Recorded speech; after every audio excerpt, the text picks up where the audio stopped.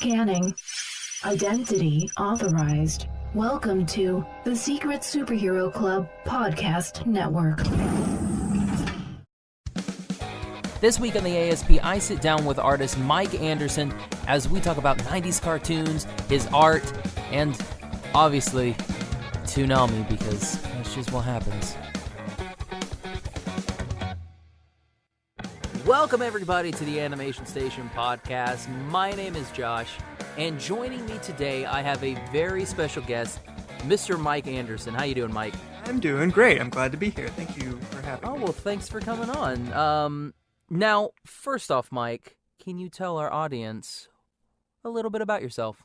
Sure. I am from Oklahoma City, Oklahoma. I am an illustrator and animator, and I love cartoons and I love talking about them, so I'm very excited to be on this show.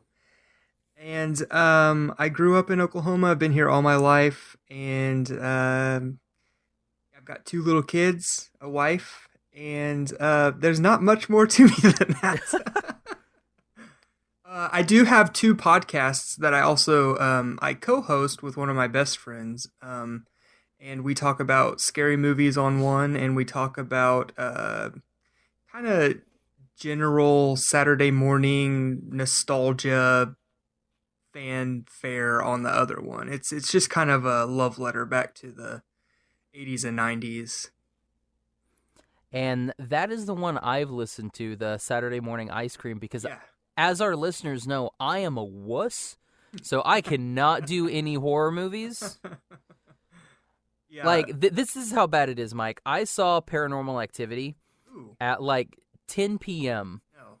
And so I saw that movie, and there was nobody at my house to stay with, so I went and stayed with a friend, and he let me sleep with his cat and a rosary. That's how bad it was. That's how much of a wuss I am. That's hilarious. Well, we had an equally scary thing happen to us the night that we saw it, because my buddy that I do the podcast with, he lives in Nashville now. His name is Cole. He's also an illustrator, a really great illustrator. But he used to live across the street from me, and that's kind of what sparked this podcast. Was we would go see scary movies together and eat ice cream and talk about it and blah blah blah. But when he moved away, we wanted to keep doing that, so we started to do the podcast. But anyway, we went and saw Paranormal Activity, and are you from Oklahoma City? Like, you have lived here I'm from Shawnee, so hop, skipping a awful drive down 40 away. Right. Well, I'm not sure if you heard about this, but there was a homeless man that lived in Edmond for a long time, and he came to be known as Bicycle Bob, and he was kind of beloved amongst the Edmond community.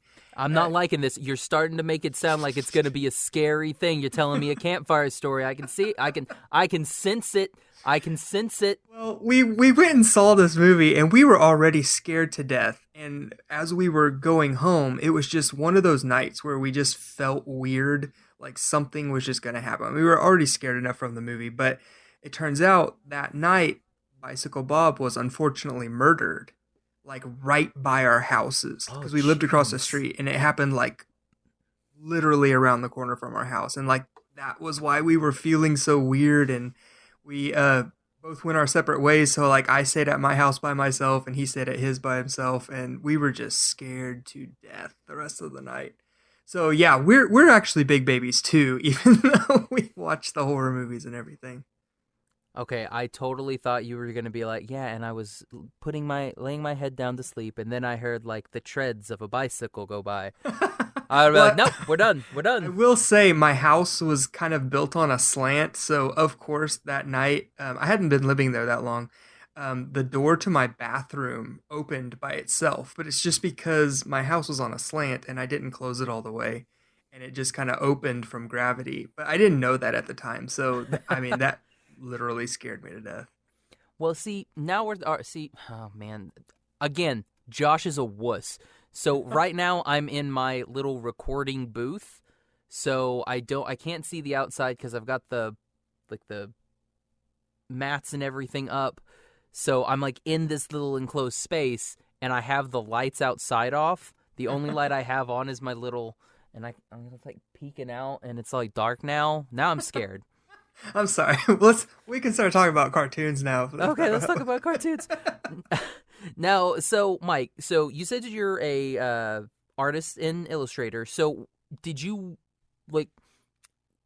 What made you want to do art? Like, what was it like in your child? I assume, as a young lad, a wee lad with his, light up Skechers, sitting in front eating the sugary cereal, that you wanted to do, like, draw your favorite characters. So, what brought on the art aspect of your life?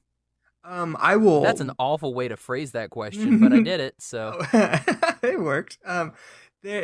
I will always 100% give credit to Thundercats starting me off, because that was the show. Nice. Who's your favorite Thundercat?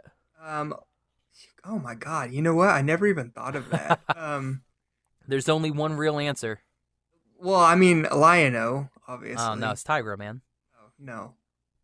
Yeah, Tigra. Tigra is what I meant to say. OG Tigra is like awful. Actually, I would probably go for Panthro, because he was just a beast. Panthro was so cool. Yeah. But I was weird. I also liked Wile E. Kit and Wile E. Cat. Yeah. And I guess Snarf. Yeah, I mean, he was there. Yeah. That's all I can. Yeah, he was just there. But yeah, I loved that show, and I would sit there and watch it on repeat, and I think I had a VHS of it, and I would just watch that intro over and over and over again. That animation to this day, I think, is unrivaled as far as opening animation credits go. There were a lot of other shows around that time, like Silverhawks and Silverhawks. Yeah, I can't think of another specific one, but they all kind of had that, like 90% of the show's budget went into their opening intro and theme songs, and then the rest of the show was just kind of crap. But so yeah, I could understand as a little kid, like, what this was, meaning animation, and how cool it was. Like when Mumra kind of does this fireball at Lion-O, and he does this dramatic backflip. I was like, that is the coolest thing, and I want to recreate that. But the best and they would use that backflip 17 times throughout the series, because they already paid for it.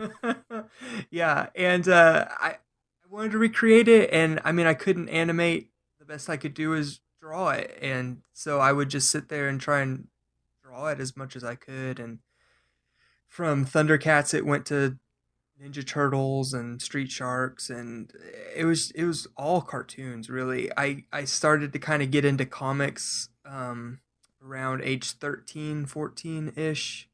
But up until then, it was all cartoons. What comics were you into? So, funny story, I actually don't read comics. The first comic I ever got was like a NASCAR one-off from... Hey, I laugh at that. The first comic I got was a Star Trek comic. So, yeah, I'm there with you.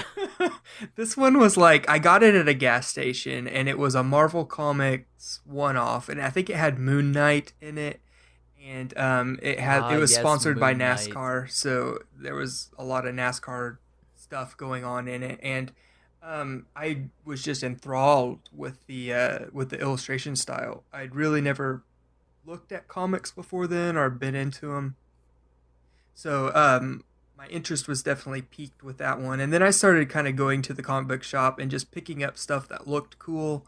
I was really into Iron Man in the beginning because I just kind of liked his suit design.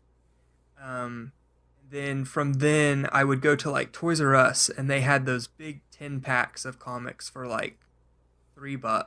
Mm-hmm. And they were all just like random selections, so you couldn't really follow the storyline of anything, but I wasn't reading them anyway. I was just looking at the pictures and trying to redraw what I was seeing and liking in each of the comic books. Rob Liefeld was one of my earlier influences, even though he's kind of panned widely in the comic community now. But I think he was pretty popular back in the 90s. But yeah, so even today I don't really read anything. I just kind of like the way things are drawn. So I just I'll draw my favorite superheroes, but yeah, I really don't follow any of the stories. So was it? I know living in Oklahoma, there's not a lot here, especially in the '90s, like the '80s and '90s. There was Jack. So was that your main focus for art? Yeah, pretty much. You When didn't I was you didn't like draw like I don't know a horse. like still lives, yeah, Eh. I didn't really. Okay, so I always took art classes up through high school, and I was in like art club and all of that stuff. But I knew even then that that wasn't what I liked to do, because I just didn't care about like the fine art stuff. Like I didn't have a favorite painter or like I Renaissance paintings or pointillism or whatever. I didn't care about that. I just wanted to Mhm. draw cartoons and superheroes and stuff like that. And so I didn't know what to do with that, and nobody really knew what to tell me to do with that either. So in my junior year of high school, I went to a graphic communications class at the Votech, Francis Tuttle Votech in Oklahoma City, and it was there that I learned about graphic design. And I learned how to start drawing things and coloring them on the computer in Photoshop and Illustrator. And from there, I went to UCO and enrolled in their illustration courses. And that's when I really started to kind of learn, okay, this is what I can do. These are the areas that I need to start focusing on. And I majored in graphic design. That's what my degree is in, but I focused on illustration. And the animation portion, like right now, my current job is a motion graphics animator at a ad agency. But that I just kind of picked up along the way. I didn't study it in school or anything. It was just kind of like the natural progression from what I was doing. Okay, gotcha. So let's just say you get your dream job. What do you want to do? Right now, I'm like laser focused to try and get into comics. And I know I just said I don't read Said you don't comics or read any anything. comics. Yeah, Well, see, you but don't have to read comics if you make the comics. right, exactly. I'll read them as I'm drawing them, but I really want to work in comic books. I don't think I have patience to work in animation. Um, and I really enjoy storytelling. At my job right now, I do a lot of storyboarding for the animation projects and video projects that we do, and I love like telling the story in a sequential art form that doesn't involve me drawing the same character thousands of times to animate them. But and I think that would translate well into comic books. And I've actually had a couple opportunities in the past from Boom Studios, which is kind of like Oh, an yep, up and yep. coming. Yeah, they're getting pretty big. They've got some good properties. They asked me to do some sample pages for the Power Rangers comic that they have out right now. Oh, that new Um, one. That's yeah, so okay. like, Yeah. The one that's based on the Saban Power huh? Rangers. Yeah, and that was like my dream job. I might cry a little bit when I'm talking about this, but that was the first job that I got offered by them. But at the time, my wife and I were like had just been married. We were about to have a kid, and we were moving, and I just got a new job, and it's like too many life changes were happening right then. And so I had to kind of back out of that as hard as that was. I knew I wasn't going to be able to do it. And so I had to back out of that. And then the next year, they offered me the chance to do sample pages for their WWE comic book that was going to come out. There's a WWE Yes. comic book. Yes, What would yes. that be about? It is, I mean, it's basically the the same stories that I mean, well, I can't say like I know. I haven't read it, but I'm assuming that it's just an extension of the stories that you're seeing on TV. Okay, because I mean that would be weird. Like, I mean, surely it's not matches. Maybe it's all Yeah, those a little weird bit. back. Oh, see, that's crazy. Yeah. Like, I would think it would be like those like weird backstories. Like, did you ever want to know how Finn Balor became like a weird demon? There it is. I bet you there's a little bit of some of that in there, but a lot of what they had me draw for the sample pages were like matches, like That's scenes from crazy. matches. Yeah. And I think that one came down between me and maybe two other people, and they wound up giving it to somebody else. And that one wasn't as heartbreaking for me because I, I didn't really watch wrestling when I was Because you younger. were more into WWF, and then when they did the name change to WWE, you were like, nah, Exactly. forget it, I'm out. Yeah, I was like, no, I'm out. When they Out were now. doing all the commercials for Get the F Out, which, by the way, is fantastic marketing. Uh, I never saw that. That's genius, though. yeah, oh man, it was amazing. But yeah, so I didn't get that one, and then I think the year after that, they didn't contact me, but I was contacted by a different studio called Lion Forge, and they actually asked me to do sample pages for the Netflix Voltron comic book. Oh, okay. And that was like so like it's like heart punches every time because it's like these are my dream jobs every single time, and it's like who does this happen to? This is like amazing. But what was so heartbreaking was it was the exact same situation with Power Rangers. We were about to have our second kid, You need to stop and having kids. That's yeah, what's keeping. Because what's going to happen is it's going to be like the Thundercats comic, and then Baby 3's going to pop. they say children are the future, but they're not my future. They're destroying my future, is what it is. But yeah, so I did the sample pages. I was actually really proud of them, but again, I knew if I got it, I wasn't going to be able to do it, and so I had to be upfront with them and just tell them, maybe next time, please keep me in mind. And I have been doing some work for them since then, like one-off cover illustrations for some of their publications. None of it's out yet, but I am still in their back pocket, which is cool. So Well, see, maybe I'll that's get to good. do so. Yeah, like and obviously, if those extra covers go out, you're going to post those, right? Oh yeah, absolutely. Okay, kicking. I think Because one of them's supposed to. I haven't watched that Netflix Voltron. It's very stylized, and it's very much like that, almost like that Avatar style, Yeah. which we actually just recorded our last episode for Avatar August, which was Yes. Avatar Season 3. That was earlier this afternoon. So finished that one, and we actually talked a little bit about Voltron. So it's all one big circle. Yeah. So yeah, I was actually really into I wasn't into the last Airbender Avatar, but I was really into Korra. Yeah. And I loved the animation style of Korra. Like in the beginning, I think it kind of lost it towards the last season. I think Yeah, they got some that's new when Nick staff. started, Yeah. pulling budget, and then like towards the Mhm. end of that whole entire season, which is really sad. They just took it off the air and were like, you can watch the rest of it on Nick.com. Right, I remember that. Yeah, but yeah, a lot of the staff that were in the beginning of that worked on Voltron, and so that style, kind of starting with Korra, really shaped my style at a certain uh, point in my career. And so I had a lot of stuff in my portfolio that kind of looked like that. So it was just a natural fit that I would have gotten to work on that comic book. But alas, I had children instead. Well, no more, no more.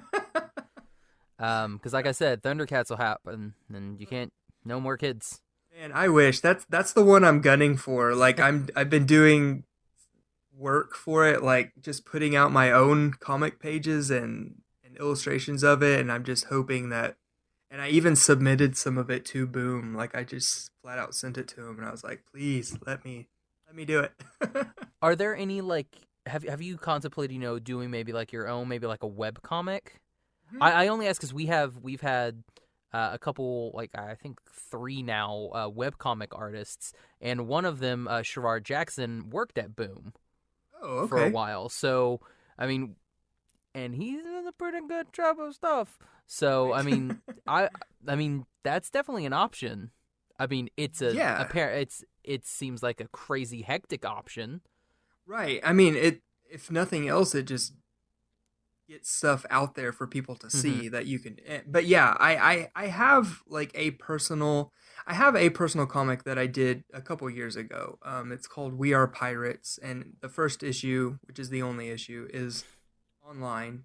And I think if you Google wearepiratescomic.com or We Are Pirates, Michael Octopus, Michael Anderson, you'll find it. But I have one right now that I'm kind of in development on called Dog Meat.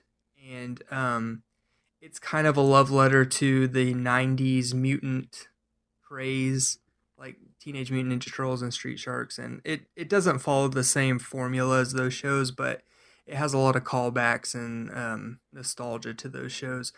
But I've been kind of developing that since about 2015, and I'm just now working with one of my buddies who runs a studio called Squared Co.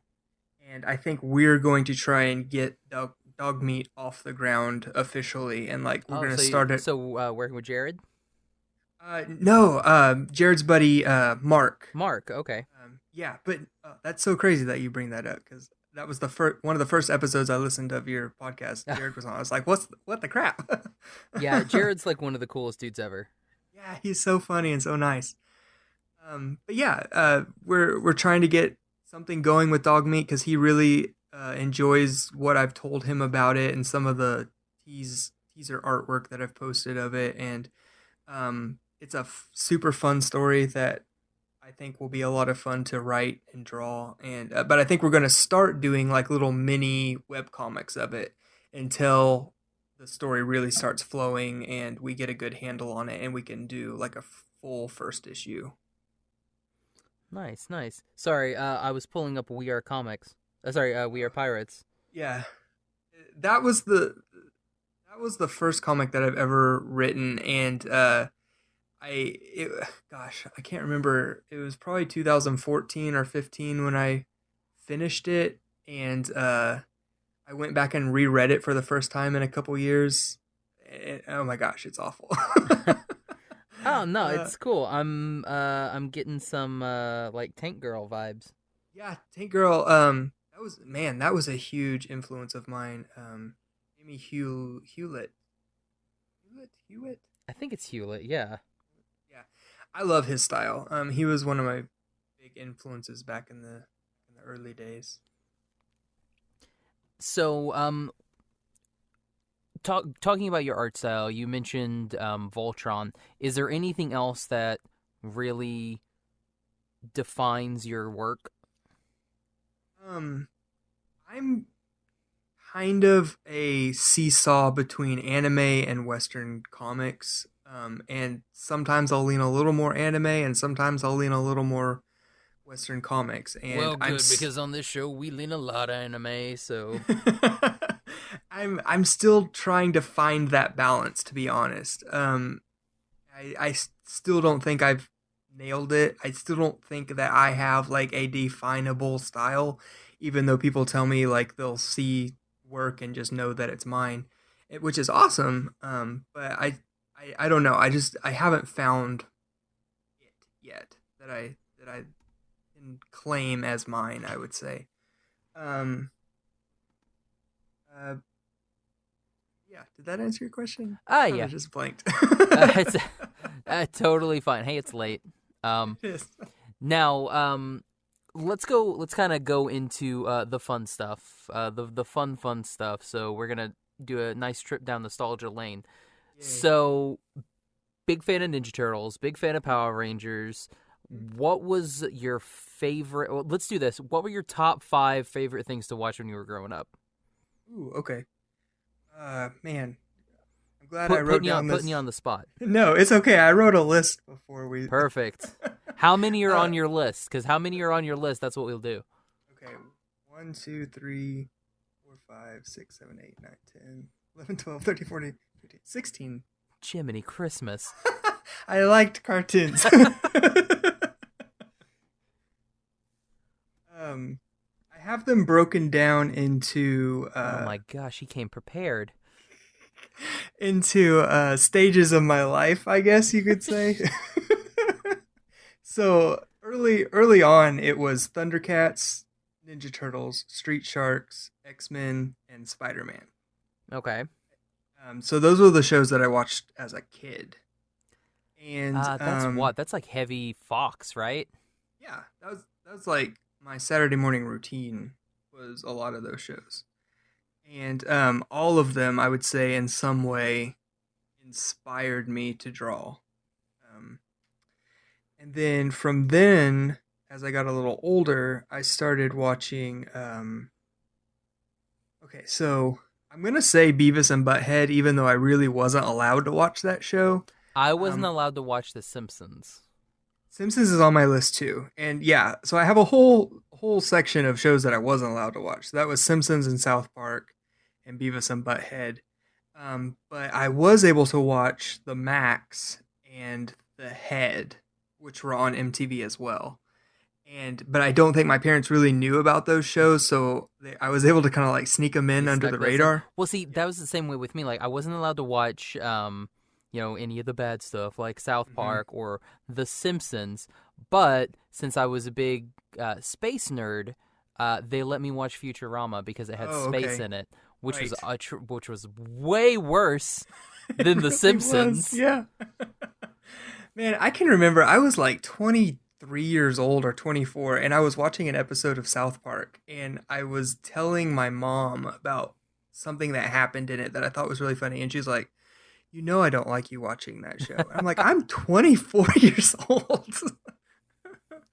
But yeah, so I would say like my teenage years, Beavis and Butthead, Max, and Head were like my big shows that I would try and watch as often as I could. And then I started to transition into Ed, Edd n Eddy was a huge one that I watched. And that was like, if you go back and looked at like all the stuff that I drew in college, it looked exactly like Ed, Edd n Eddy. And there was also a show on MTV called Brothers Grunt. Have you ever heard of that? I've not heard of Brothers Grunt. See, my thing is like I didn't watch MTV because like to me when I was growing up, MTV was always music, right. Until like that it started turning into like Housewives and Real World. Right. So I never watched MTV until way later when they did like a Spider-Man show, but it was kind of like a CG Spider-Man show, and then obviously Aeon Flux. But and we're not going to use its other name. But yeah, those were that's the only two animated things I ever remember watching on MTV. Yeah, so Aeon Flux was part of like I don't remember. MTV's Oddities is what they kind of packaged all of these cartoons under, like the Max and Head.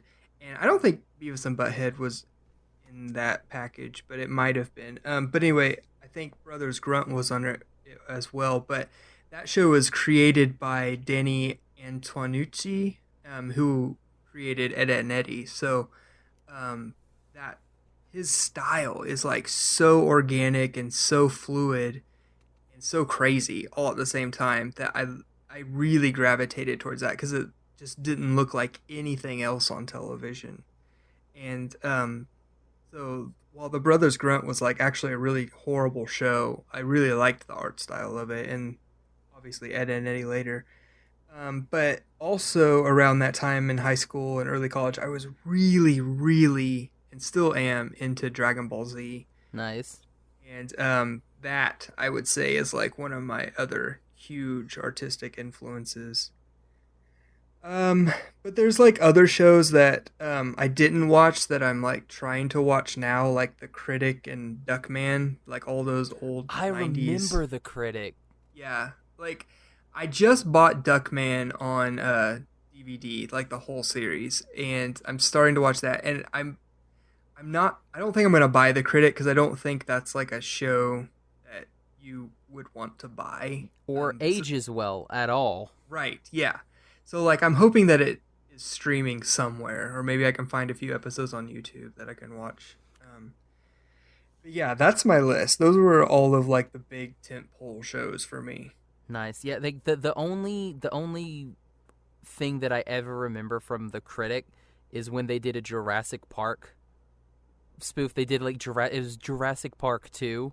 And like it had like a couple of the survivors, they were like in a closet or something, and there was the key in the door. It was like, oh, the raptors can never get us, and so it starts jiggling the handle, and the key falls, and then you see a newspaper like go under the door, the key falls on it, and it pulls it out, and then the raptor opens it, and Hammond's like, you'll never get off the island, and then the raptor's like, well, actually, the other raptors and I have formulated a plan, and it's just like the stupidest thing. Like, that's the only thing I remember from the Critic. Man, see, I feel like it's stuff like that that makes me want to watch it, because I feel like it's probably a pretty smart show, which is like why I really like going back and watching Beavis and Butthead now, because that is such a smart show. And I did not pick up on that when I was younger. I thought it was exactly what my parents told me, was that it was like a horrible, stupid, like violent, crazy show. And while it does have elements of that in it, it's really smart and satirical. And I really wish I could have appreciated it a lot earlier on. Okay, so I have a question. So you big fan of Street Sharks. So I think our friends over at the Elijah Bailey show, they put up a poll that was Street Sharks or Biker Mice from Mars. Right. So, I'm going to ask you that question. So, Street Sharks or Biker Mice from Mars? Street Sharks. See, I'm Biker Mice. You are? I'm Biker Mice, yeah. See, I actually never watched that show. I only watched that show because I got a toy. And that was the only reason I watched that show. Yeah. See, I like to really tout myself as like loving all 80s and 90s cartoons like that, but there were a couple that really slipped past me somehow, and Biker Mice was one of them. And there was another show called Mask that for some reason I never heard of when I was younger. That's and because apparently... the toys were garbage. That's the reason. Like all Probably. all the toys look the same, so that's why Mask did not do well. Oh yeah, and Cowboys of Mu Mesa. That was another one that I've just kind of What is heard about Cowboys recently. of Mu Mesa? So my buddy Cole kind of enlightened me to it on one of our episodes actually, and it was just like, I don't know if they were from space or what, but they were cowboys that were actually cows. And That sounds really familiar. Yeah, I think it was just like Biker Mice, but it was cowboy cows instead of biker mice. And yeah, I mean, I can't say too much. I've seen it because I remember that stupid black and white one. And the gold one was the sheriff. That's right. Yeah, okay, so I remember that show. That's awful. What about something like SWAT Kats? I did love SWAT Kats. That was another one of the shows that good stuff. Yeah, that was one of the shows that I loved the intro probably a lot more than the actual show. But yeah, because it had a really cool intro. Well, that's what you were talking about earlier, that Thundercats intro, and I can sing that song now. It's like it's one of those. It's an iconic song that you just know. Yeah, I think another one from my childhood that had a really great intro was Beetlejuice. Yeah. See, and that's another one. It was scary. Couldn't do Beetlejuice. They did actually have some pretty spooky episodes. I just bought that one on DVD not too long ago, and I've been rewatching some of them. And yeah, there's one in particular. He's got like skeletons in his closet, but they're literal skeletons, and they like go flying throughout the city, and it's pretty freaky. So going back to the biker mice and street sharks, I have a question. How come in the 90s, all the big things, if it was an anthropomorphic character, whatever, if it was an animal made to look like a human, how come they were always like the biggest jacked dudes ever? Like and that's like one of the reasons I like the biker mice from Mars is because like they were cut, but they weren't like callous bod dudes, you know? Right. Yeah. Man, I think it has everything to do with Ninja Turtles being the genesis of all of this. Yeah, And yeah. if you remember those original Ninja Turtle toys, like they were ripped. Like they had veins popping off of their muscles and everything. So I think anything that came after that, they were like, we just got to go bigger. Because I mean, like X-Men's the same way. Mm-hmm. Batman was massive. Yes. Even Spider-Man. Spider-Man was a big dude, but then Peter Parker wasn't a big dude, so it was kind of Right. weird. He probably stuffed his He stuffed muscles his with suit. Kleenex. Yeah. Yeah, that's just one of those questions that I've always wondered. Yeah. Yeah, I've never like contemplated it like this, but It's never kept totally you up true. at night like it has me. No. But yeah, I mean, if you look at the Street Sharks toys, I mean, they are like bricks. They're so massive. And even Street Sharks had a spin-off show called Extreme Dinosaurs, and even those are even bigger than the Street Sharks. They're like you can't even like pose them because they're so buff.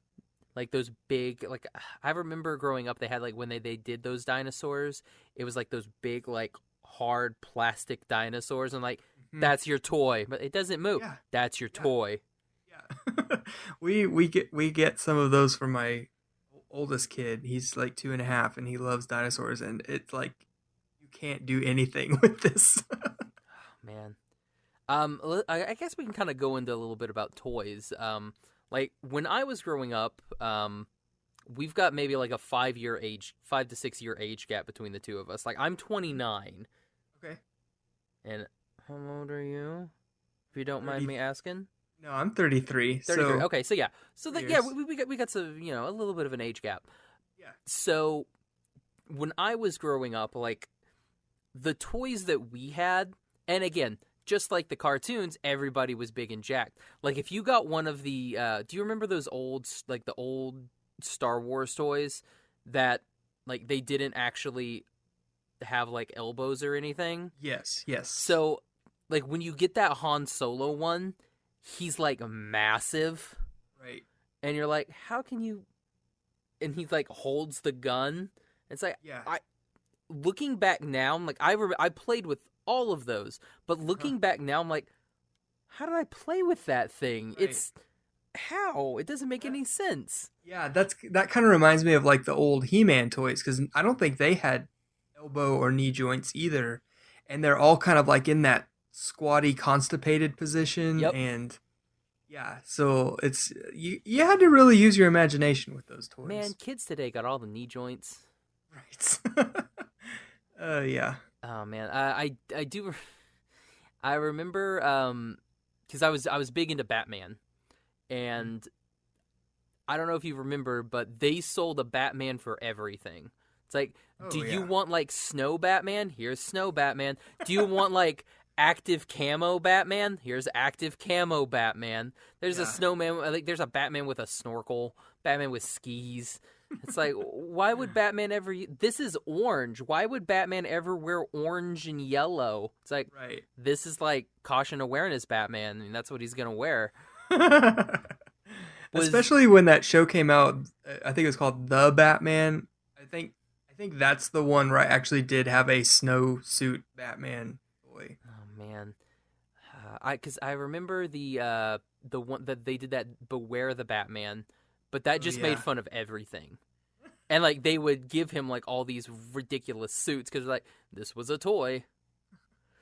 So Did you watch that show? Like a lot of it? Beware the Batman, no, Okay. I tried to give it a chance, but I couldn't get into it. It was too much for me. Yeah. Like growing up with the Paul Dini Batman, and then Justice League, and then like OG Teen Titans, and everything like that. Like Young Justice being the most recent. Growing up with these, and then when they're like, "Watch Beware the Batman" with the dude from Drew Carey, and it's like, nah, I'm all right. It's a bit too cartoony. There was something about that show where they specifically said we're going to feature villains that don't necessarily get the spotlight. But it was like up until then we really except for like the Batman the animated series, we really hadn't had a show that just featured the traditional rogues gallery. And I was like, that's who I want to see. I want to see the Joker. I want to see Catwoman and, the Riddler and all of them. I don't want to see all these people that I've never heard of before. And then they gave you Beware the Batman. You're like, oh. I mean, I guess Condiment Man, sure. That's a guy. Right. Let's put him in the show. Now, I guess we can kind of. Well, no, I don't want to say it because you work in comics, so not gonna be like Marvel or DC. Not gonna do that. Conflict of interest. Right. So were there any like toys when you were growing up that were just you saw them and you're like, this was not ever in the show. What is this? Not ever in the show. Gosh, really, like, I collected pretty much all of the Ninja Turtles when I was younger. Well, I can't say that I collect them. My parents would just buy them, and they just magically appeared in front of me sometimes. But a lot of those characters never appeared in the show, and then they always had all of those variant Ninja Turtles. Like, yeah, I had a Donatello Monster. that was like he was a cowboy. Yeah, And it was like, they were never cowboys. yeah, and They were ninjas, but they were never cowboys. yeah, like we had all of the like sports themed Ninja Turtles and like the vampire monster Ninja Turtles, but there was like, I don't know, I think there was like a pizza face guy. I don't think he was ever in the show. And yeah, so like I even knew back then that like this is It was too much. Yeah, they just are trying to get money out of people. Yeah. Which, I mean, hey, that's what you did back then. Worked. Yeah, I mean, I still bought them. Oh man. So let's ask a fun question. If you could bring back any show, what show would you bring back? Okay, I have a preface question for this. Am I bringing back the original show, or am I bringing it back like Ninja Turtles is coming back right now? Oh, that's a good question. Like, which Ninja Turtles? Ninja Turtles never died. It just kept going in like 38 different incarnations. Right. And some at the same time for whatever reason. Let's ask differently. Like the Thundercats is coming back right now. Okay. We'll say you can. It's up to you. I'm gonna let you be the showrunner. So you can either bring it back to the original style or you can update it. Okay. I would definitely bring back Street Sharks, and my natural instinct would say bring it back just the way it was. But in all honesty, I've been rewatching that show, and there are a lot of flaws in that show. So it was like, I was watching the first episode, and there's literally a scene where they're in like an amusement park, and one of the characters is talking, and there's a big Ferris wheel in the background, and for like half a second, the Ferris wheel just disappears and then comes right back. Oh no, those are the best. Those are the best type of episodes. Like whenever somebody like disappears in the background. Right. Or somebody walks up and it's totally somebody else's voice talking, and like that character's not, his mouth isn't moving at all. Right. And then, but the words are coming, and then they just go like those are the best. Or like when someone's wearing a different color shirt, those are always great. They actually they did a really cool nod to that in the 2012 Ninja Turtle show. They did like a crossover episode where they all read turtles. Well, the current CG turtles met up with like the 80s cartoon turtles, and there were a couple scenes where they would switch the voice actors between the 80s, and I thought that was pretty funny. But that's good. Anyway, I would want to bring back the original Street Sharks if they put some time and effort into the animation and like made it look the same but better, like actually do well at the animation. But I also think it would be kind of fun to maybe tweak it a little bit. Like I've been doing these drawings where The Street Sharks look like they are drawn in the new Thundercats Roar style, and I've thought that was a lot of fun, and I think it could be fun to reimagine them like that. But I still have so much love for the original Street Sharks that I would give anything to have that show back, probably. So so you mentioned Thundercats Roar. Huh? So is that something you're really looking forward to? Because I'm looking forward to it because I like the Thundercats. I really loved that. What was that, like that 2012, 2013 incarnation that they made? Yeah, I liked that with, as like, well. Will Friedle, and then they just like canceled it for no reason. Yeah, We got like a whole season, and then they're like done. yeah, Like I wish that would come. Like personally, I wish that would come back. But I like the Thundercats, and so like I'm interested in this. I mean, it looks cute and everything, but it's like, yeah, but just because it's cute doesn't mean they can't tell, a cool story and do cool stuff. exactly. And I think that whatever this incarnation is, it will only allow future incarnations. So it's like that's why I'm getting so upset with how many people are like hating on it. Yeah, It's like exactly. this isn't the end all be all to Thundercats. I mean, this is the third incarnation. That means that quite possibly we could have 100 other incarnations in the future. So it's like just let this one be. You don't have to watch it, and then you might get something you like in the future. Yeah, let the rest of us watch it because we're pretty pumped. And like the same thing with She-Ra. Like I don't know why people are dogging She-Ra. It's like we haven't had a She-Ra for 30 years. Right.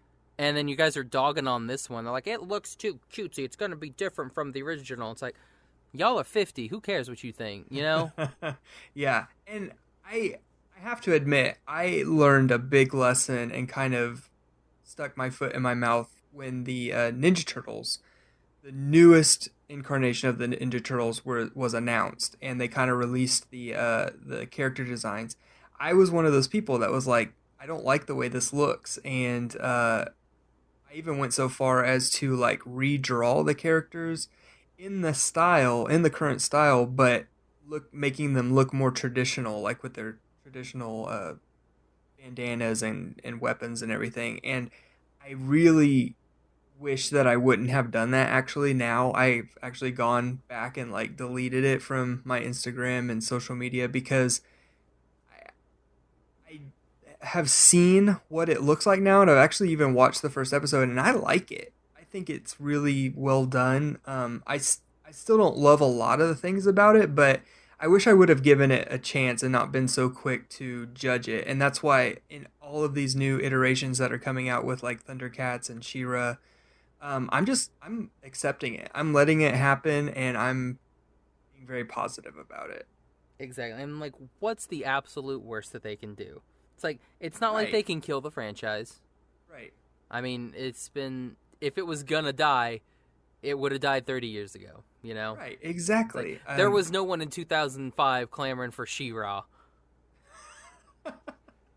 Right, exactly. And to be perfectly honest, how many of those people that are really up in arms about She-Ra would actually go back and watch the original She-Ra right now and legitimately enjoy it? Because I've gone back to try and watch some of those original He-Mans, and it's hard. Like, some of them are not good. Isn't it? It's on Netflix, isn't it? Or it was on at one point, and I saw it. I put it in my queue, and I looked at the episode list, and I could kind of see like the little pictures, and I was like, "No, this is not for me." Yeah. But this one, I'm like, this one looks good. Like I like the style, like just because of the art style. It's like I like this art style. This art style is really it's very stylized, and I dig that. If you can stylize something really cool, then I'm totally in for it. Because it just seems that, I know it's an awful thing to say, but a lot of the stuff now kind of looks the same. Oh, yeah, totally. And I don't want to throw out, it's the Cal art style, because, I mean, Yeah. that's not necessarily a thing. But everything is very similar. And then when you have something like this that comes out, it's like, oh, well, that's different. So I like stuff like that. Yeah, exactly. And I think nowadays we benefit from the fact that the stories are a lot better. Like, Oh, definitely. I feel like the cartoons back then. We're not trying to sell toys anymore. Exactly. Yeah, they were just glorified commercials back then. They were doing everything they could to just crank those out as fast as they could. They weren't caring about overarching storylines and stuff like that. Whereas now, I mean, I don't know how long this She-Ra show was in production, but I'm sure they gave it some love. Oh yeah, definitely. Yeah, same thing with Thundercats. It's like, I'm sure no one like whipped that up at, at the beginning of this year and was like, sure, why not? Yeah, and I watched like a little behind the scenes clip that accompanied the intro animation for it, and the guy that like was spearheading the whole show, and like he was a fan. Like he literally said exactly what I said at the beginning of this podcast, where he was like inspired to do what he does now by the intro of Thundercats. So it's like he's one of the people that you want working on this show. So I'm like, until I see it, when I see it, if it is just a flaming pile of crap, then I'll say what it is then, but I'm not gonna prejudge it before I see anything. Then we'll call it a flaming pile of snarf. Oh gosh. Sorry, Snarf, I guess. Snarfy. Yeah, I mean, sure. No, it's all right. He knows what he is. Yeah. So is there anything? Well, no. Let's go. You talked about the anime. You did talk about the anime, so Josh has to touch on that.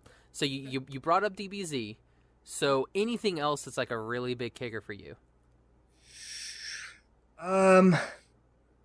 Digimon. Thank you. Yeah. Everyone's a Pokemon fan, and I'm sitting here on Digimon Isle, and I'm just like, yeah. I mean, it's me. I'll sit with you there. Thank you. Yeah. It's like me and Joshua Seth, and we're the only ones there. Man, that is so cool that you got to talk to him.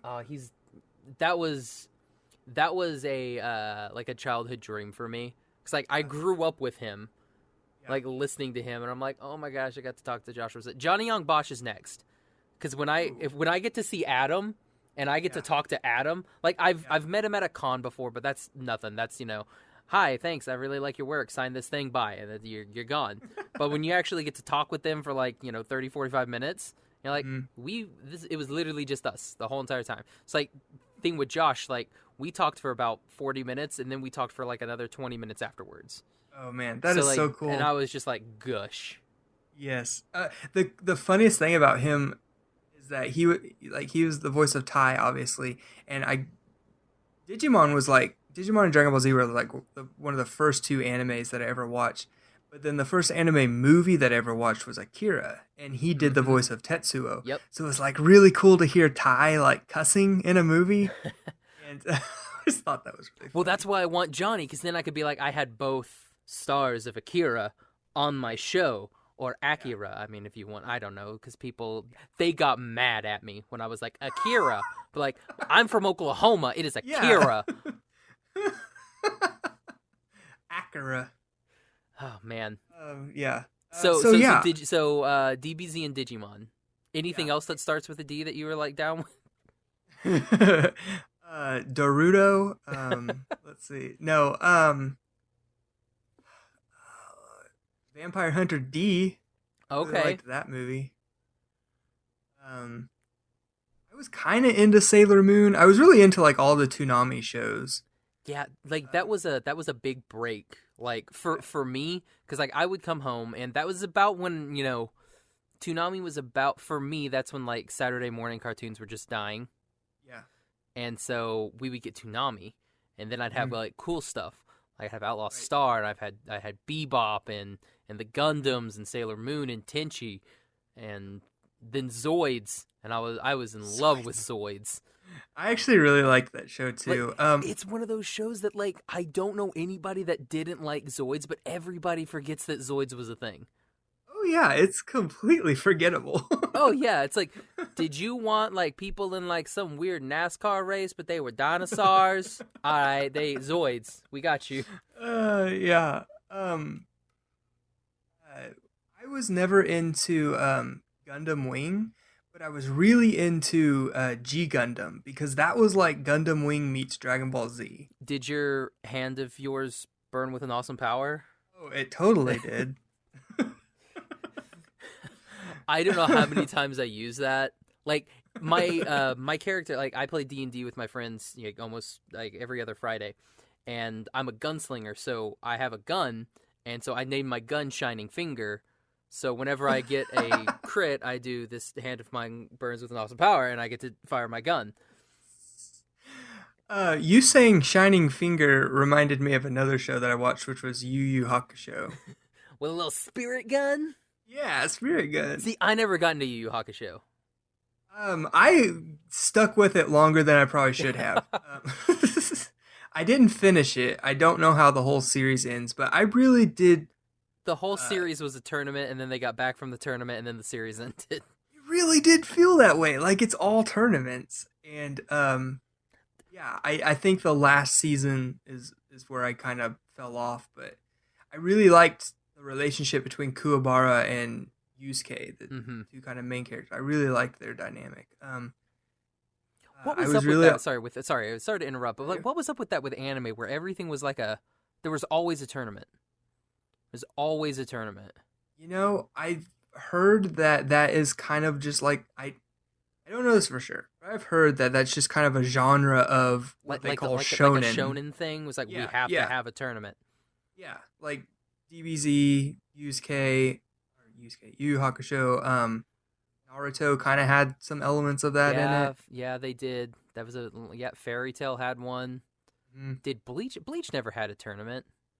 I don't think they had a tournament, but there was a lot of fighting in it. Yeah, it was a lot of, fight after fight after fight. Yeah. Yeah, I guess when you're working your way up the 13 courts, it's like, yeah, that's all one big tournament.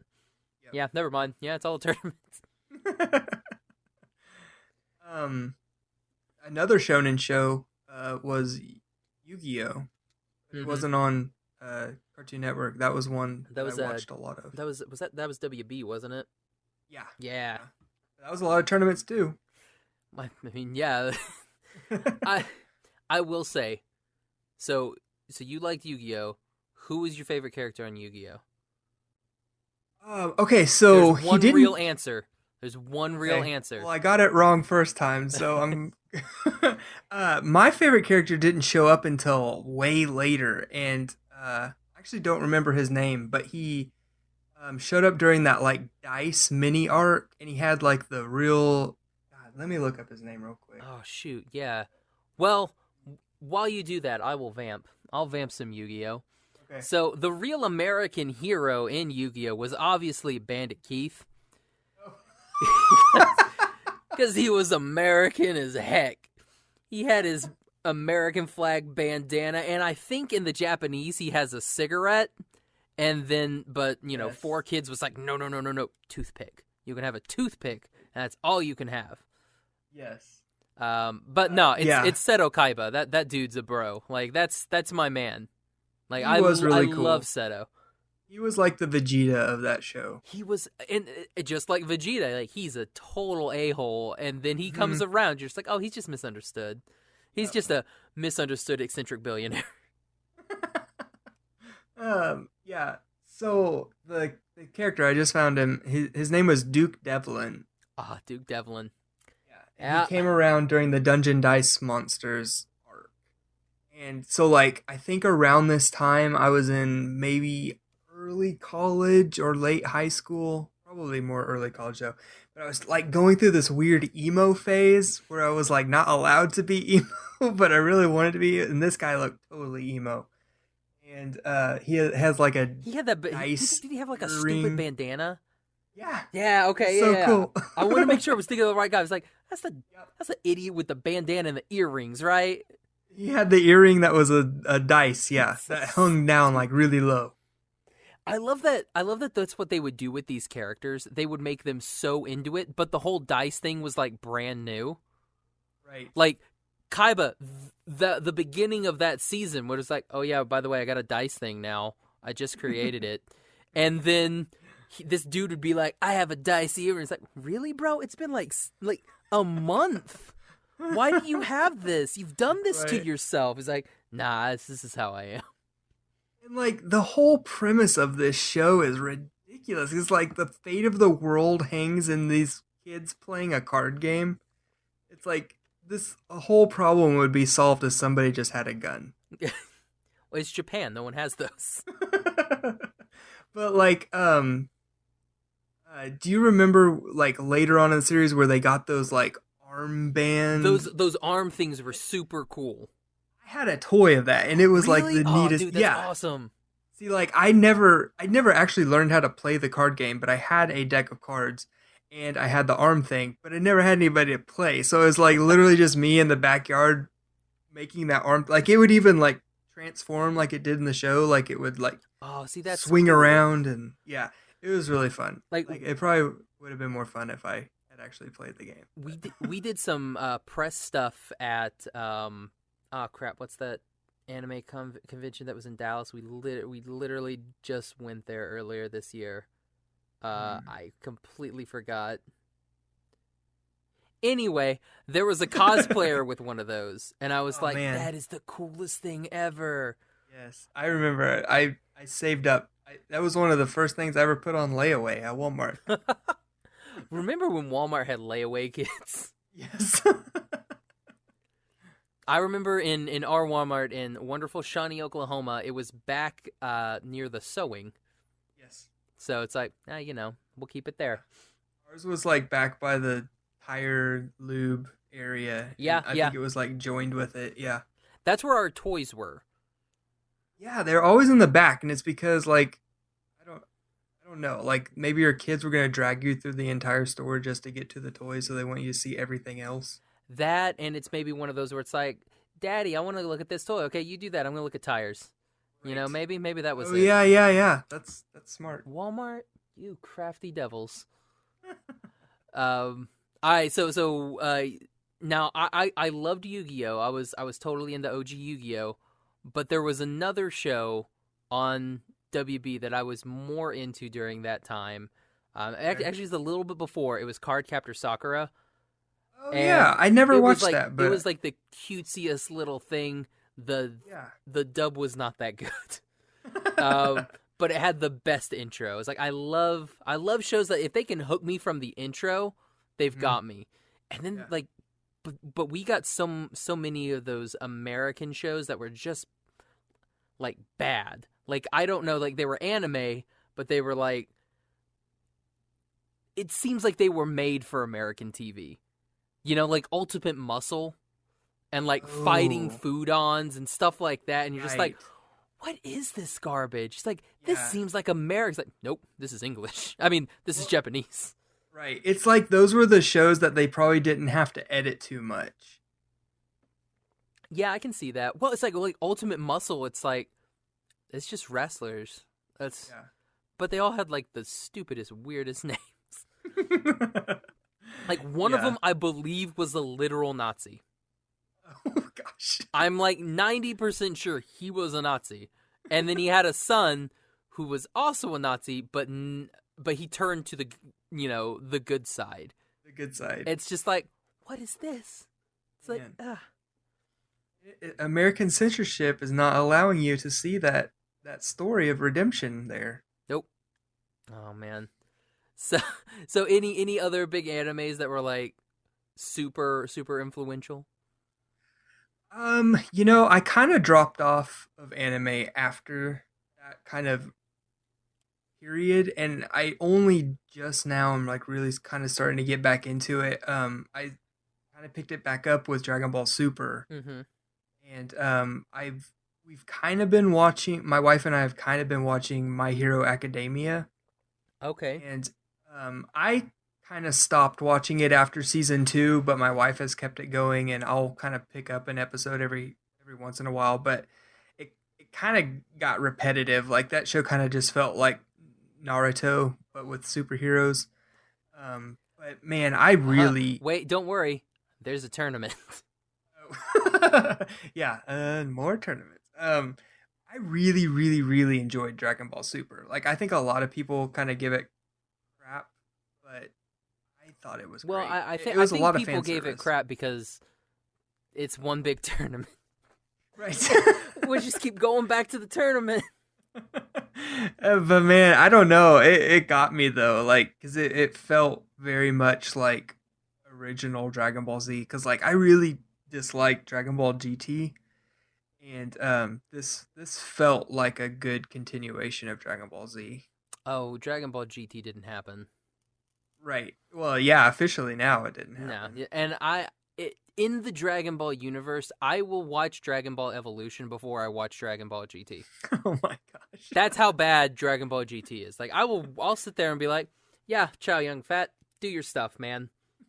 And then he'll do it, and I'll be like, Yeah. that's a movie. And, like, did you legitimately give GT a chance? Like, did you watch it Watch all? the whole entire thing. I did too. I even bought the VHSs as they were coming same out. Same thing. I bought it's weird. Like the only anime VHSs that I have. I mean, I have tons of DVDs and Blu-ray, but the only VHSs that I bought like all of Neon Genesis Evangelion, and then I bought like the start. Again, we're talking about it. The start of the Dragon Ball Z tournament where Goku comes back and he meets Goten for the first time. Right. Because I was really big on Goten. Right. So I met that one, and then like another one a little bit down the line where they turn into Gotenks. Yes. So I got that Loved one. that. And then I got like the first like 3 volumes of GT for whatever reason. I think it was one of those, because the internet, not super big at the time, still in its infancy stages. So there was nobody to tell you that this was bad. Right. And no clips on YouTube for you to watch showing that, oh yeah, this is bad. Right. So it's like, oh, there's a new Dragon Ball? I didn't know that. I'm going to buy this one and this one and this one. It's the first 3. And I watched it and I'm like, there's a talking robot and Yeah. and like Trunks is there and he's like not as cool. He's wearing shorts. Yeah. I don't understand there's a girl. I don't like any of this. Yeah, and like unfortunately for me sometimes I let animation blind me to how bad a show can actually be.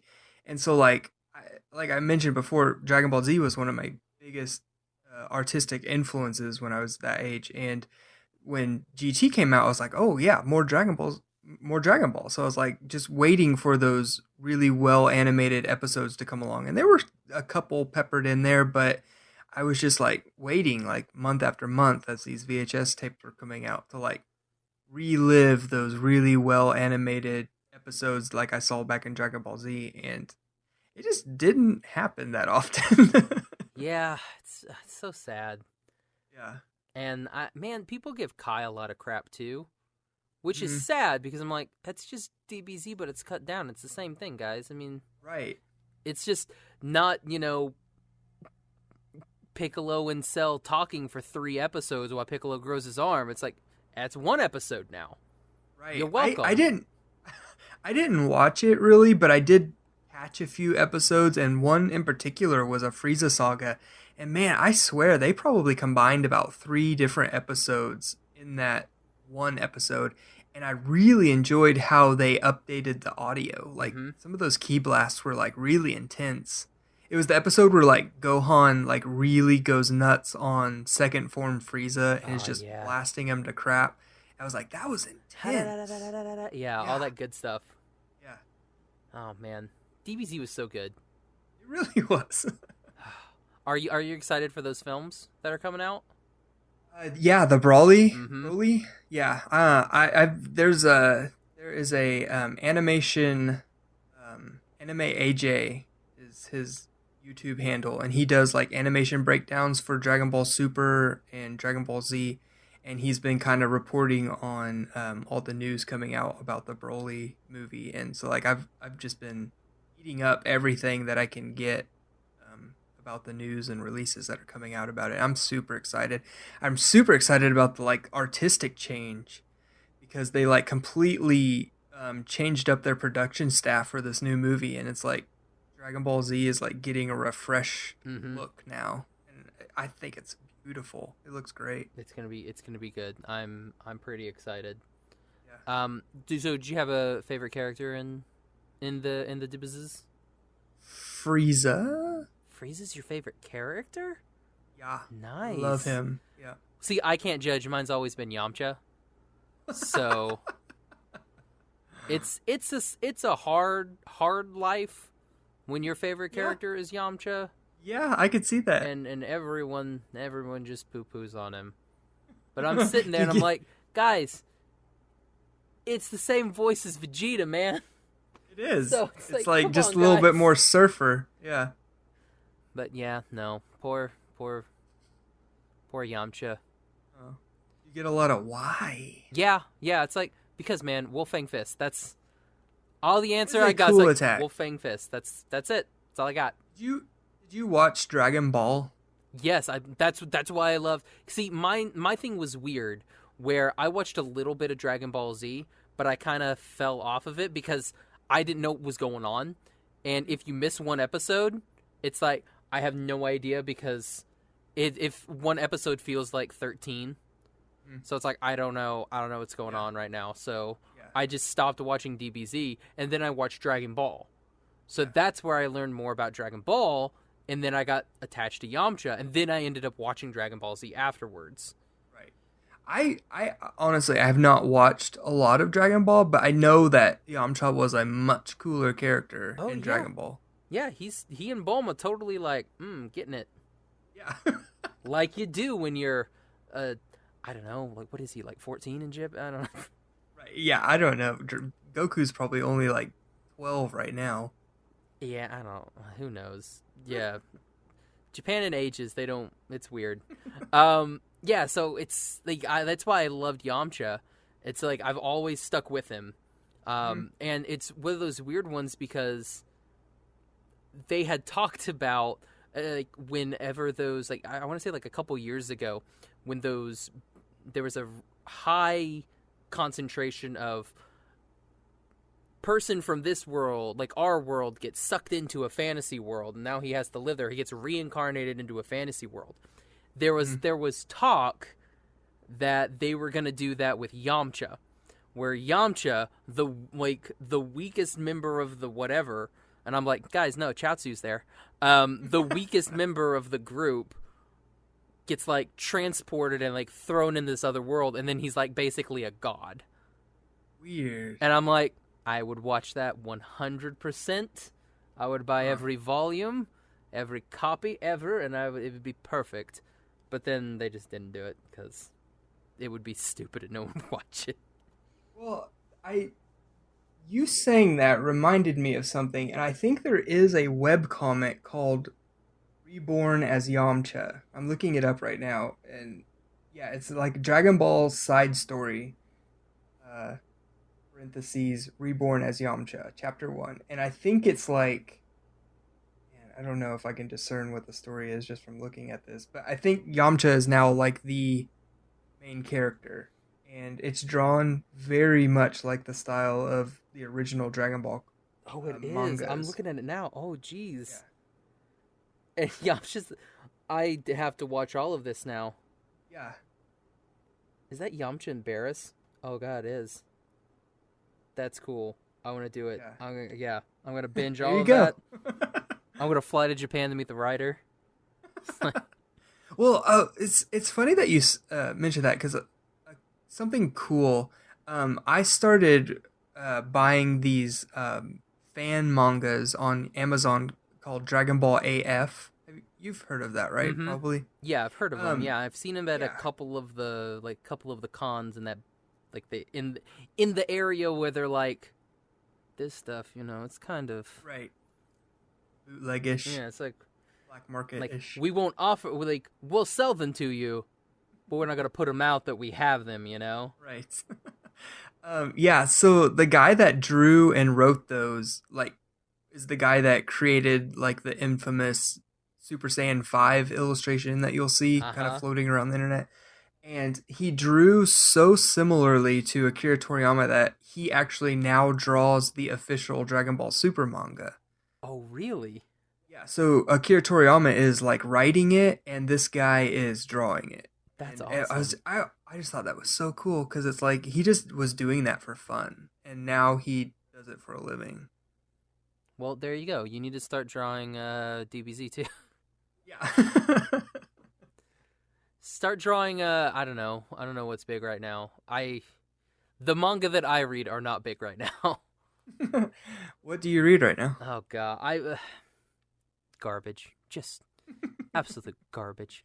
No, I'm really into the webtoons. So, like, I'm really, like, Darby, Space Boy, a whole bunch of stuff like that. So like that's what I'm like really into. But I mean, I'm still reading my manga. I read a lot of like the nice little shoujo stuff where it's nice and cutesy and it's a love story. But I also do this thing where I'm reading this this series. His current series is called Mix, and I'm pulling up my app now to find the author. Whenever you want to load, we're gonna keep this in here so the audience knows that we're actually just us typing. Exactly, like we're doing it live. We're gonna Larry King this. It's Mitsura Adachi or Adachi, and it's basically the exact same characters, exact same like almost setting each time. It's just there's a different story. However, the same story elements happen all the time. Like, I know that this character is going to get with this girl in every single timeline. But it's literally the exact same drawing style. It's just a different thing. That's just what he does, and I'm totally in it. That is, well, if it works for him. Yeah, it's like, I mean, he's been doing it for years. So this looks like a sports manga. Yeah, it's sports. It's all baseball. Yeah. He's done a couple others like where it's and like like sometimes the characters will change a little bit. Like sometimes he'll give them glasses. Sometimes worked for Superman. Yeah, exactly. Like sometimes just little bitty things will change. But by and by, it's the exact same thing each and every time. Like, here. I'm gonna send you this fun little... This is thrilling for the audience. They're so ready right now. There you go. Every episode of Power Rangers. Pretty much. Yeah, so like, see, it's like the exact same style each time, wow. Exact same characters each time, and they're always going to get with each other.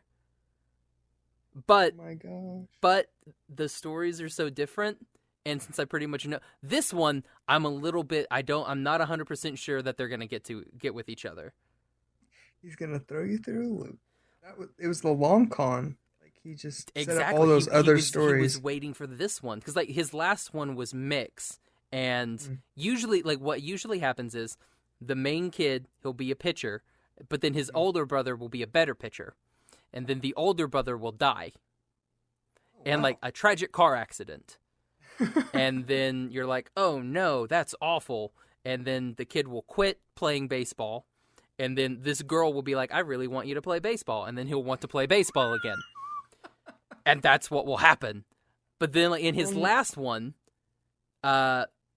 he was friends with this girl, and he was playing baseball, and he was best friends with this girl, and they were growing up. And then she went to camp, and she got killed. Ooh. And then in the same, sportsy accident, it happens. Mm-hmm. So he quit playing baseball, but then the younger sister of girl, which is the one that he usually falls in love with, was like, you're such a wuss, stop being a wuss, go play baseball again. And then he went and played baseball again. And then the next one, the baseball player is going to die, and the love interest... No one's died yet in this one, which is weird. No one's died. They've made jokes about his other manga before. So like no one's died in this one, but now the older brother character and the love interest that he always has, their brother and sister, and their mom married his dad. So now he has these two as his siblings, but they're like step siblings. And so it's like, how's it gonna shake out?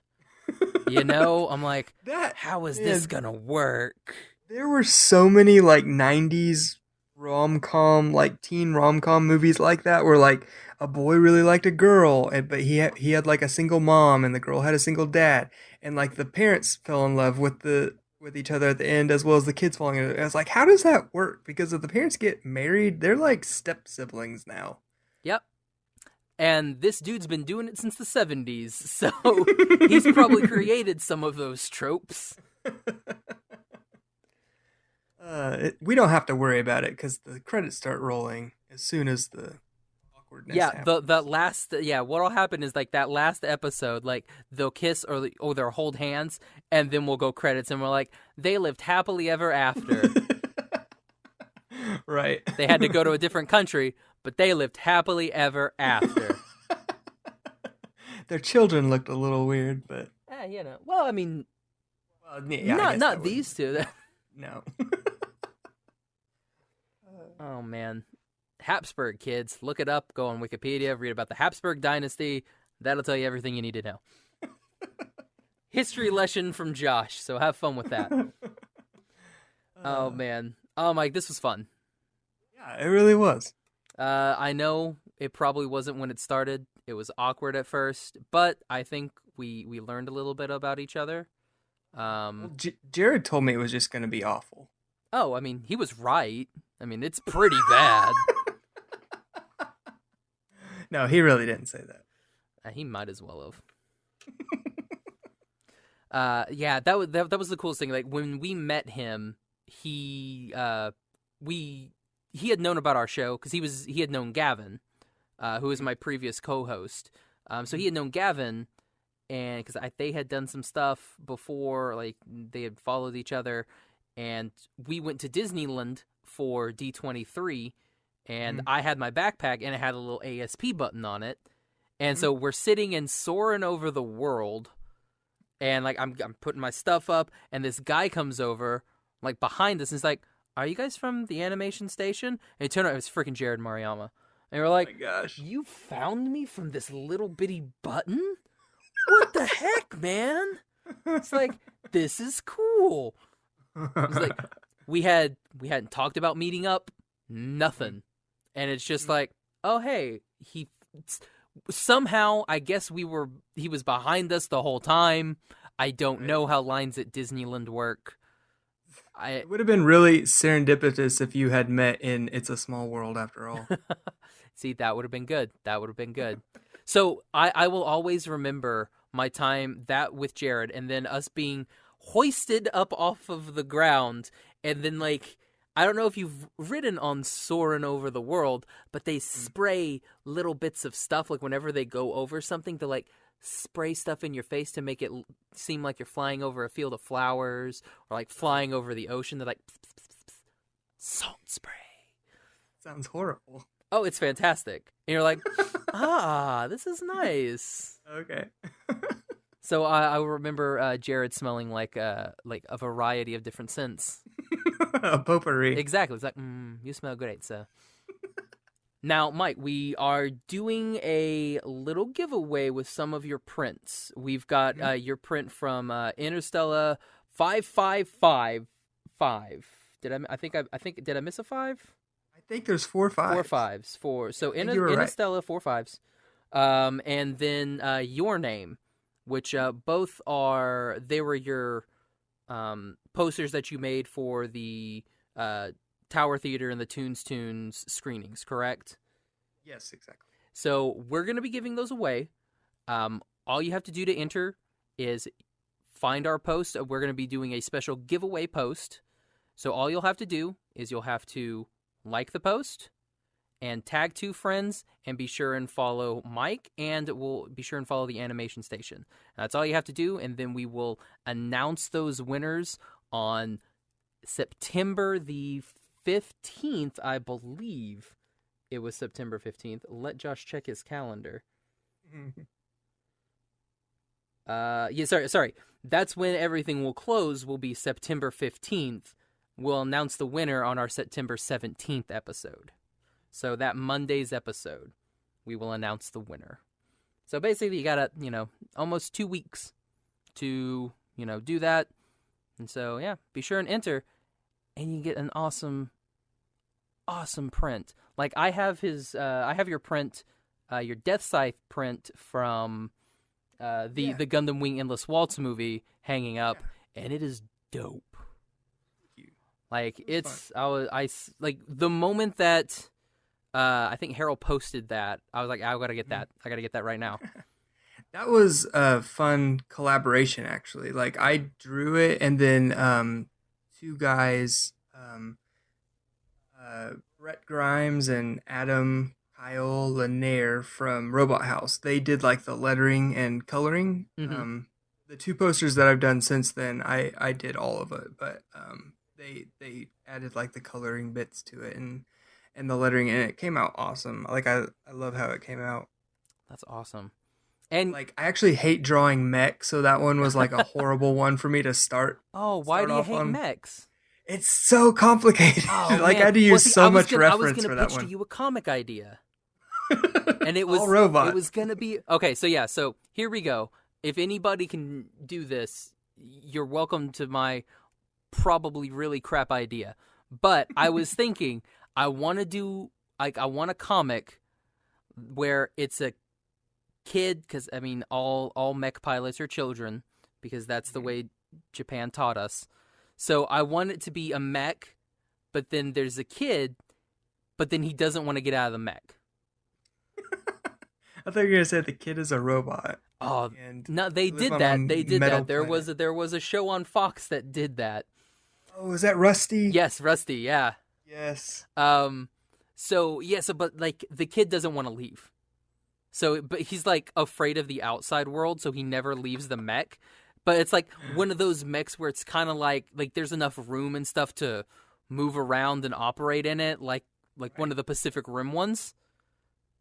So like he could go and do stuff. Like I always envisioned like one of the covers would been like there's be like a McDonald's, and he's like way down at the ground, like the mech is like on its stomach, and he's just like his little hands out like trying to get the food. That's hilarious. That's been a pet passion of mine that I've wanted to do. If I ever got talent, that would be the series that I would want to do. And then there was another series where I wanted to do it's like these different lives of these different like basically like NPC characters. But they're the main characters of the story, and like they're trying to go to work, and then like Godzilla will have like destroyed the coffee shop that they work at, and it's like well crap. Or it's like they go to work, and then but they find out that they've been working for like the Joker, something like, and they're like, oh man, and like Batman comes in, and it's like has to like beat him up, and like I literally am just a secretary. I'm so sorry, I don't know what's going on. Just like different stuff like that. Like that's the type of stuff that I would love somebody to do. So if anybody wants to do that, do it. But let me know. At least tag you. Tag me. Give me a tag. Yeah. It won't happen. That's funny. Oh man, Mike. Yeah, like I said, this was really fun. This was fun. Yeah, I'm sorry it happened so late. Oh no, it's fine. It's only midnight. It's okay. So Mike, where can everybody find you? You can find me anywhere. Like, I usually use Instagram and a little bit of Twitter. I don't really like Twitter, but MIKULOCTOPUS, Michael Octopus. Google that, and you can find me pretty much anywhere. My website, Instagram, Twitter, Facebook. I'm predominantly on Instagram, though. And your podcasts? And my podcast, yes. I co-host a podcast with my best friend, Cole, and they're called Scary Movie Ice Cream Night and Saturday Morning Ice Cream. And they are a lot of fun. They are ridiculous. I can't believe we haven't been shut down yet. I will say I didn't listen to any of the Scary Movie ones because I couldn't. My poor heart, I don't think could handle it. But I've listened to the first two episodes of the first two of what I think there's 3 of the Saturday Morning Ice Cream. Mm-hmm. So I've listened to the first 2 and I've started the third one. So yeah, I'm really digging you guys' style. I love it. Thank you. Yeah, we only have 3 of Saturday Morning because we just started that one in June, but we've been doing Scary Movie since 2015, so I think we just hit episode 61 today. We take long breaks, and we only do like 1 or 2 episodes a month, so we're not super regular with our releases, especially after both of us had kids. But Oh, you mean you guys don't kill yourself doing an episode a week, sometimes 2 episodes a week? Oh, what the oh heck? no. We're no, that won't happen. No, but we've just gotten so ridiculous on that show. Like, we actually started out with really good intentions of being like a serious horror movie review podcast, and that lasted maybe 3 or 4 episodes, and it's gone downhill since then. Yeah. It's just us giggling the entire time and talking about ice cream and What's your favorite ice cream? Me, I'm basic. I'm a basic bitch when it comes to ice cream. Like, I love vanilla and chocolate chip. Cole is the one who will like try all of the like weird fancy things, like coffee ice cream or whatever. No, I'm good. Like, I'm pretty simple. I will say, when I go to Brahms and I get a shake, it's like, I want butter pecan and chocolate, like, mixed together, and it's delicious. It's so bad for you, because especially the butter pecan. But now, you said you like vanilla. Yeah. Here's the make or break of the possible friendship. Okay. What type of vanilla? Like French vanilla, home style? What type of vanilla? Vanilla bean?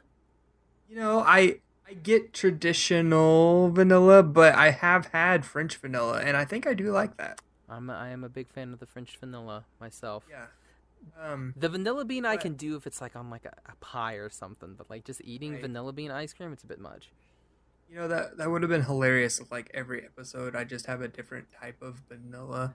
But I actually just got in trouble, like on not this last episode, but I think 1 or 2 episodes before that, I had a vanilla shake as my ice cream choice for that episode. And Cole kind of rips me a new one in that episode, because he, as he says, he lets a lot of things slide with me, but just having vanilla shake is like sacrilege to him. Now, do you guys actually have a shake on each of your episodes? So, for the most part, we really do try to eat ice cream while we're watching the movie. That's awesome. We will watch the movie at different times. Like, we don't like Skype while we're watching the movie crazy. Or something. Yeah, but we do try and have like a new, fresh type of ice cream to talk about. There's been a few instances where like Cole will have like a really amazing ice cream earlier in the week, and he just wants to talk about it, so he won't necessarily watch or eat it while he's watching the movie. But yeah, for the most part, we do try and have something every time. See, that's cool. That's a lot of cool dedication. Yeah, it's why we're so fat now. Oh, I mean, you didn't drink a Frosty's orange soda, which I did look at the back, contains 0% juice. So oh, no. It's not technically an orange juice, so I did bad. I was going to buy these little Hershey's boxes, like chocolate milk boxes for my kid the other day, and the label said chocolate drink. And I was like, well, there's no milk in this at all. So it's like a Yoo-hoo? Yeah. I mean, my first clue should have been that it was like on the juice aisle and not refrigerated at all. Like, I was like, how is this not need to be cold? Yeah, that is one of those things. Like, I try to stay away from those juices because I'm like, that can't be juice. It's like it's got good. Something in there that's not juice. But you know, it is in the cold juice aisle. Sunny D. It is, absolutely. So technically a juice. It is a juice. And it has its own end cap at the end of the aisle. Exactly. And we'll put all of those links in our show notes and on our website. So if you want to find those, you can either go to our website or, just click on the little show notes and it'll pop everything down for you. And you can find me on Twitter and Instagram at Josh L. Kane. You can find the podcast on Instagram at Animation Station Podcast, on Facebook and Tumblr at Animation Station Podcast, on Twitter at Animate Podcast. You can find all of our episodes on iTunes, Stitcher, Podbean, Google Play, any of your favorite podcatchers, which is a thing that people say that I stole, so I'm going to keep using podcatchers. You can also find all of our episodes on our website, animationstationpodcast.com. Be sure and go to the Wonderful Ice Cream Podcast and our podcast on iTunes. Leave a review and a like. Let us know what you think about the shows. And that's pretty much all I got. Yeah. All right. So, you want to... This was practice. We want to record now, right? Oh, no. I'm kidding. I was trying to think of something, but then I did that whole bit, and I was like, nah, I can't say that I wasn't recording because... No. Oh, you do that too? Yeah, I do I've that done to it, Cole I've done like it, every yeah. episode, and it freaks them out every single time. I also like doing, so for the Animation Station podcast, I'm Josh. I'm Mike. There it is. Like, I'll like sit there and I'll just wait and I'll be like, and then if like nothing happens after like 15 seconds, I'll be like, and I'm Mike. And then like, oh. It's the best. It's the best. Like, it like keeps everybody on their toes. Yeah. All right. So again. Let's pee a little. So on that peeing bombshell, I'm Josh. I'm Mike. Bye-bye, everybody. Bye.